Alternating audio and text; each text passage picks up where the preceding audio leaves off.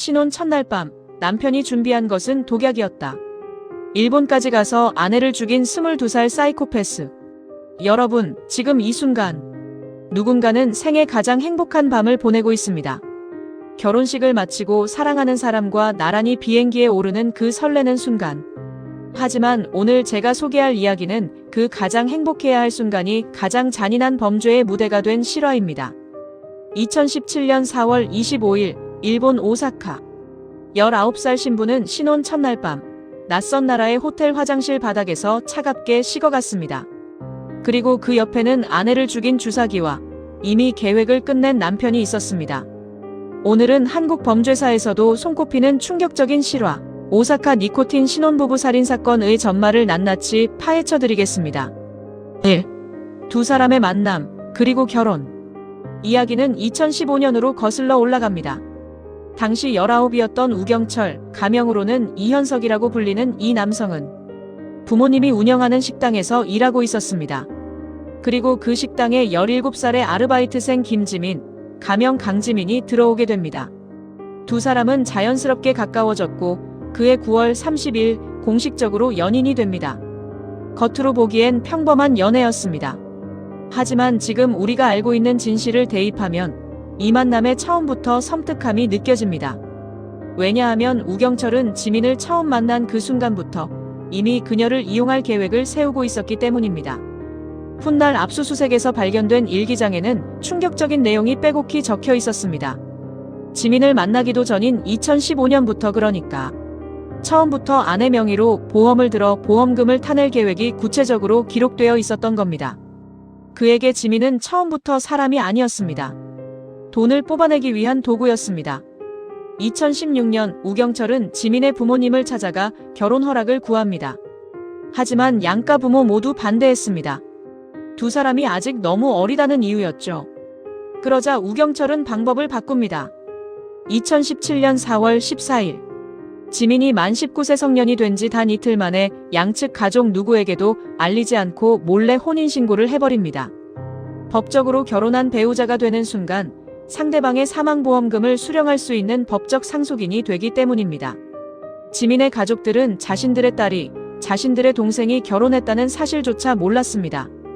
그리고 혼인신고로부터 정확히 열흘 뒤 두 사람은 오사카행 비행기에 오릅니다. 2. 신혼 첫날 밤, 오사카 호텔. 2017년 4월 25일 새벽, 오사카의 한 호텔. 신혼 첫날 밤이었습니다. 그러나 새벽 2시 50분, 우경철은 일본 경찰에 신고 전화를 겁니다. 아내가 화장실에서 쓰러졌습니다.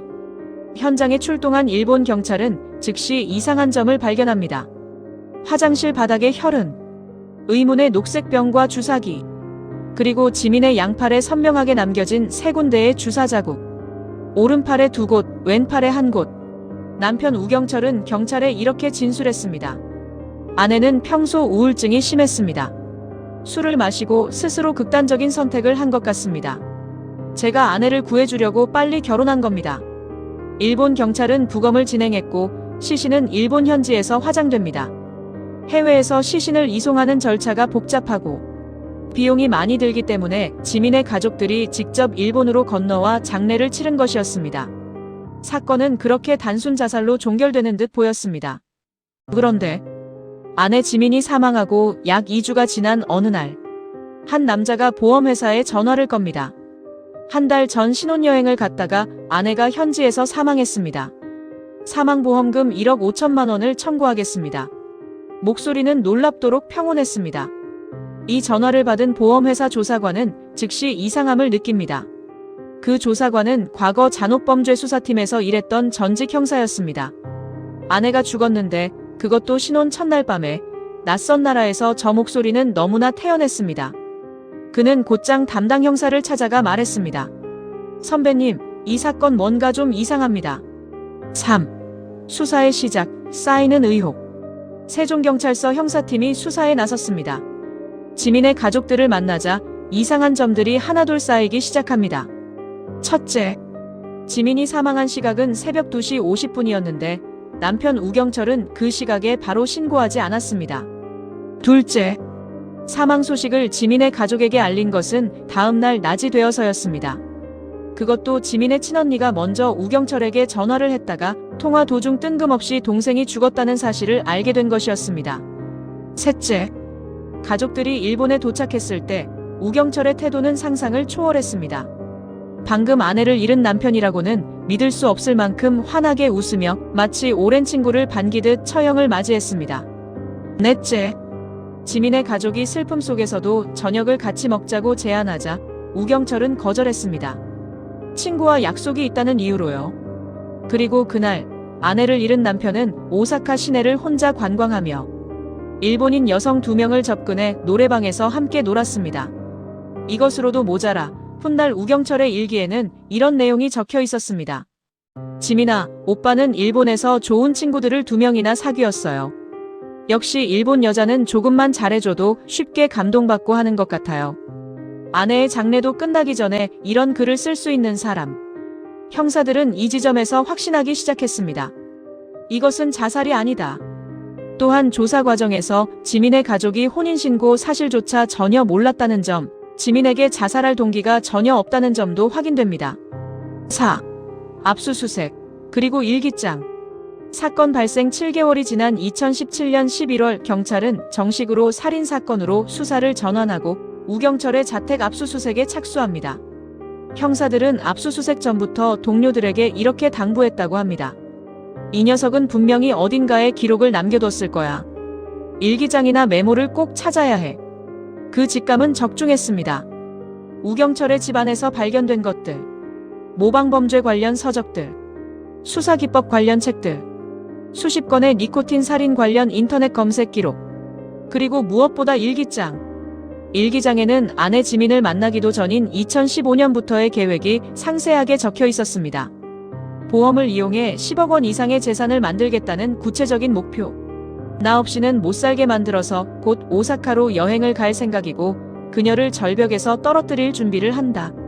처음 계획은 절벽이었습니다. 그 방법이 여의치 않자 니코틴으로 방법을 바꾼 것이었습니다. 해외에서 저지르면 수사가 어렵다는 것, 증거와 증인 확보가 힘들다는 것도 치밀하게 계산되어 있었습니다.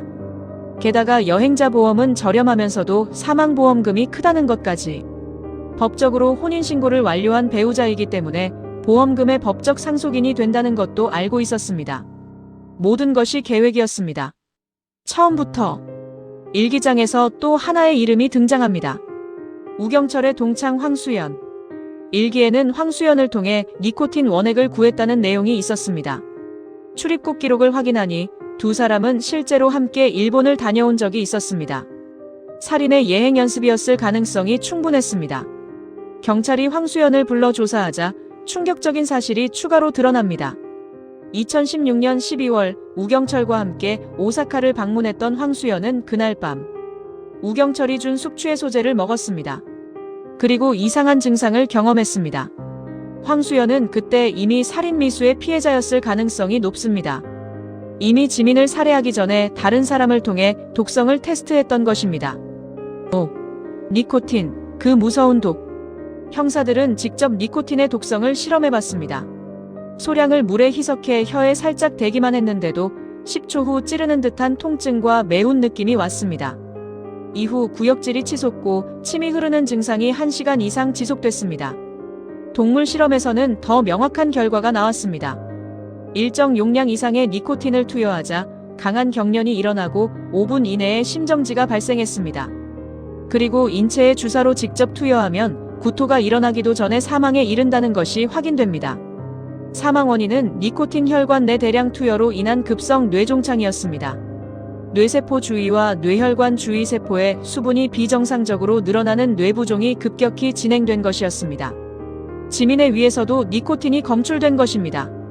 이것이 무엇을 의미하느냐? 우경철은 주사를 놓기 전 음료에 니코틴 원액을 섞어 지민에게 먹였습니다. 주사와 경구 투여, 두 가지 방법을 동시에 사용한 것입니다. 확실하게 죽이기 위해서. 재판에서 재판부는 직접 물었습니다. 피해자가 니코틴을 먹지 않았다면 어떻게 소화기관에서 니코틴이 검출될 수 있습니까? 6부. 신문, 그리고 전형적인 사이코패스. 경찰이 신문을 시작하자 우경철의 진술은 교묘하게 변하기 시작합니다. 처음엔 아내가 자살한 것 같다. 경찰이 양팔에 주사 자국을 추궁하자 지민이가 혼자 자신의 팔에 주사를 놨다. 하지만 이건 논리적으로 불가능합니다. 오른손잡이인 지민이 오른팔에 혼자 2번이나 정맥 주사를 놓는다는 건 의학적으로도 극히 어렵습니다. 경찰이 이 점을 집요하게 파고들자 진술이 또 바뀝니다. 자살을 돕기만 했다. 지민이가 주사기를 꽂아달라고 해서 꽂아줬을 뿐 피스톤을 누른 건 지민이 본인이다. 그리고 마지막엔 이렇게 말했습니다. 아내를 죽일 계획을 한 건 맞다. 하지만 절대 죽이지는 않았다. 계획은 했지만 실행은 안 했다. 담당 형사는 이렇게 회고했습니다. 사건 당일부터 일어난 일을 듣는데 조사를 할수록 머리카락이 쭈뼛쭈뼛 섰다. 아내가 사망했는데 그는 자전거를 잃어버린 사람보다 태연했다. 또한 친구에게 보낸 메시지도 발견됩니다. 2달만 데리고 있으면 된다. 그가 처음부터 지민과의 결혼에 기한을 정해두고 있었다는 것을 보여주는 메시지입니다. 더불어 수사 과정에서 밝혀진 또 다른 사실.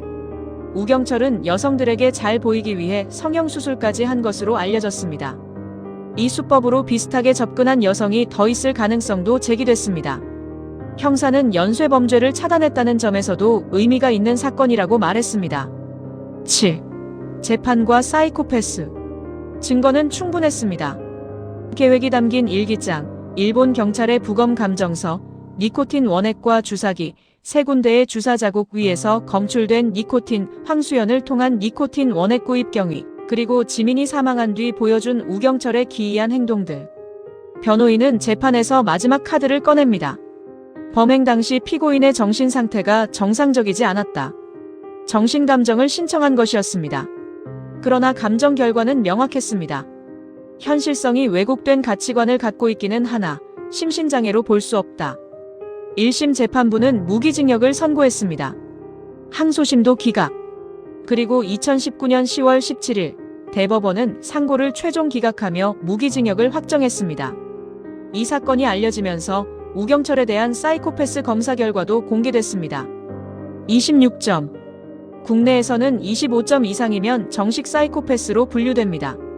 비교하자면 유영철 38점, 조두순 29점, 강호순 27점, 우경철의 26점은 그들과 같은 선상에 놓이는 점수입니다. 이 사건을 정리하면서 마음이 무거워집니다. 19살의 김지민은 아무것도 몰랐습니다. 자신이 처음 그 식당에 아르바이트를 시작한 순간부터 자신이 결혼을 했다는 사실도 몰랐고 가족들이 그 사실을 모른다는 것도, 자신의 이름으로 거액의 보험이 들어있다는 것도, 낯선 나라의 호텔 화장실에서 아무것도 모른 채 세상을 떠났습니다. 한 사람이 다른 사람을 처음부터 수단으로만 바라볼 때 어떤 일이 일어나는지를 이 사건은 가장 잔인한 방식으로 보여줍니다. 그리고 이 사건을 끝까지 파고들어 진실을 밝혀낸 세종경찰서 형사팀의 집념도 함께 기억해야 합니다. 일본이라는 해외 현장, 화장된 시신, 직접 증거 없이 시작된 수사.